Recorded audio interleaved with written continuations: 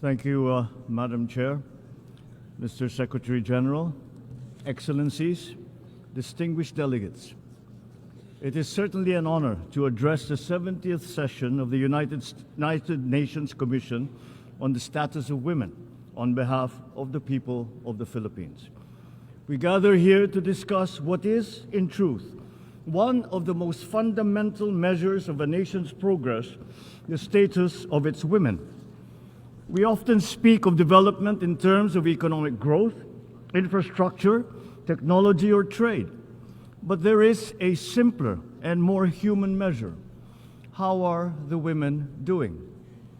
If women are educated, safe, able to work, able to lead, able to decide the course of their own lives, then a society is moving forward. If they are not, then no level of prosperity can truly be called progress.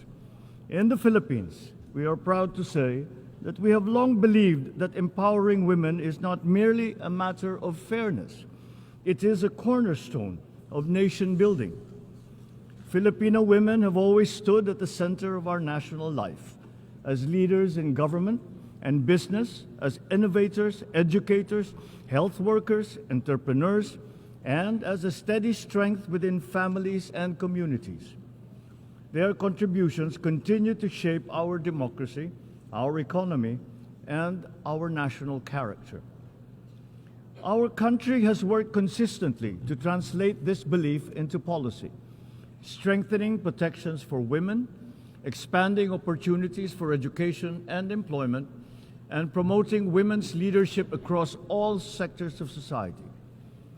But even as we take pride in this progress, we recognize that the journey towards full equality, both in our country and around the world, is far from complete. Across many societies, women still face barriers that limit their opportunities. Too many continue to experience discrimination and violence. Too many girls are still denied the education that will allow them to shape their own futures. And that is why the work of this commission remains as vital today as it was 70 years ago. Education must remain at the center of all our efforts. When a girl is educated, the benefits extend beyond far beyond the individual. They strengthen families, uplift communities, and expand the possibilities of entire nations. Economic empowerment is equally essential. Women must have access to employment, to finance, to entrepreneurship, and to leadership. Societies that fully include women in economic life are not only more just, they are stronger, they are more resilient. And we must remain united in confronting violence against women in all its forms. Violence erodes dignity, weakens communities, and undermines the very foundations of our justice. But beyond laws and institutions, we must also address the attitudes and assumptions that continue to limit women's roles in many parts of the world. True equality requires not only policy change, but cultural change. Excellencies, the world today faces many challenges: conflict, climate change, economic uncertainty, and rapid technological transformation. But there is one principle that remains beyond question.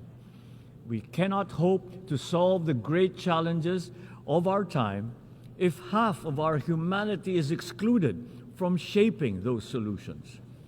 Women must be present wherever decisions are made, in government, in business, in science, in diplomacy, and in peace building. The Philippines stands ready to work with all nations to advance this cause, because when women rise, societies rise with them. When women lead, nations move forward.